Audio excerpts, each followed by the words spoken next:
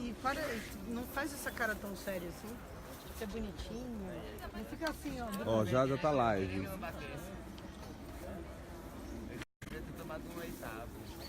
Hey everybody, we are here in Brazil.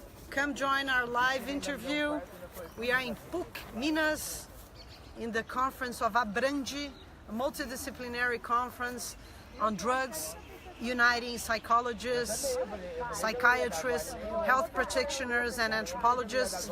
Let's check out the scene. It's the state of Minas Gerais. It's really pretty, kind of colonial part of influence of the Portuguese in our history. We are in PUC, the Catholic University, and I'm here with my dear friend Bruno Ramos Gomes. Hi. And he is also a member of NAPI, the interdisciplinary group on the study of psychoactive substances, which I am one of the co-founders, and we are spread throughout Brazil. And I really liked your lecture today, Bruno. It was really one of my favorites. We've been here for 4 full days, and I think it was really great. So Bruno talked a little bit about the use of ayahuasca in the treatment of addictions. Come, let's walk a little bit. Get away from the get noise. away from this crowd making noises. And Yeah, it's nice to talk about the potentials, the therapeutic potentials of psychedelics, talking from the global south, talking with an accent, Brazilian accent. We're not from, outside Brazil. We're Brazilians, and we're talking about what's happening in our country on the ground, based on empirical research, not speculation, first-hand research. I think you have participated quite a lot in ayahuasca rituals or Ibogaine rituals. Is that true? Yeah. I've been studying ayahuasca for the last 10 or 12 years, and also I've been working with Ibogaine, helping in the Ibogaine treatment for drug users in the last 8 or 9 years. And have you also tried these substances? Yeah, I take care of myself with ayahuasca regularly, and I've tried Ibogaine once.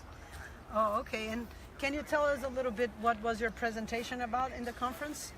Well, I tried to present kind of how the clinics are working with ayahuasca and Ibogaine in Brazil. We have many.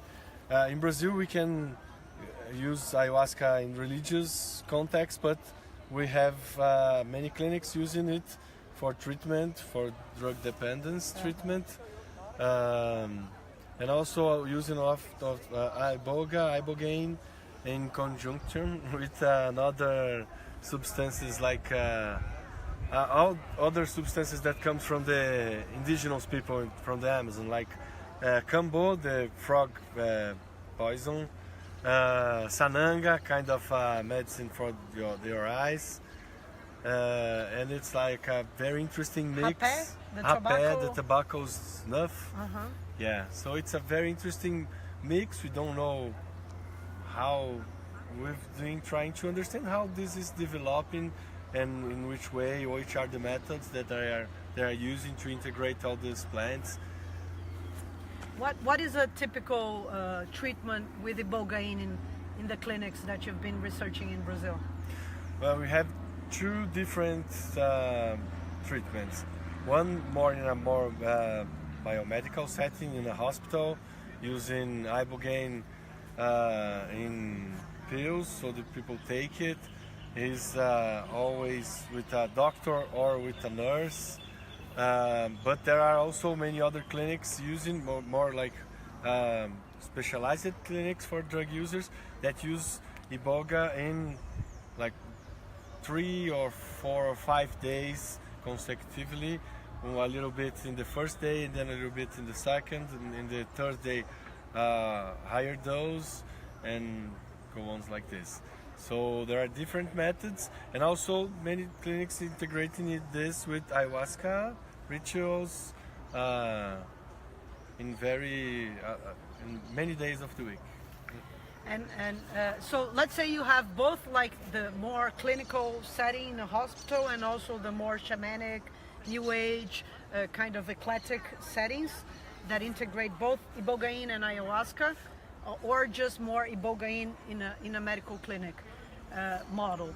So from your empirical experience and from the research you're presenting here, how safe do you think these practices are, and how efficient? What is their level of success? How much do you estimate that people do they get?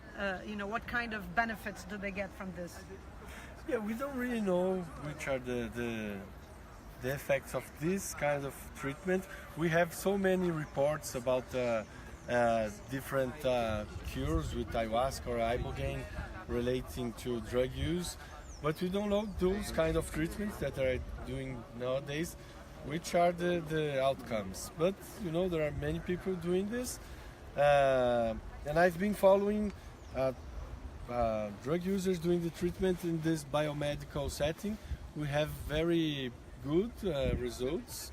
Many drug users, they can get better. What is it? What is getting better? What does that mean for you? Well, they can feel less craving. They feel with a more clear mind on what they understand better what's happening around them. More consciousness they get more conscious about their situation, their context, their relationships, and also they find sometimes different ways of enjoying life. That's it. Well, folks, unfortunately we have limited technology available at the moment. I've just been told that our battery is going off, but we're experimenting with this new technology and this new kind of interaction and live videos, because we want to somehow influence what's going on the global sphere, and talking, me as a woman and also as a Brazilian, as I say, bringing some new and fresh information in this global scene. But we'll have to get going. But I want to invite everybody to watch and come to our conference, Sacred Plants in the Americas, that will be held from the 23rd to the 25th of February in Ajijic, Jalisco, Mexico. Bruno is one of the speakers. He will be presenting first-hand information on his research findings about the potential, the psychedelic potentials, the therapeutic psychedelic potentials in treatment of addictions. And he's going to be joining us. And keep on tuned that we're going to be posting and keeping you updated. Big hug from Brazil. Bye, everybody. Thank you. Thank you. Valeu, Bia.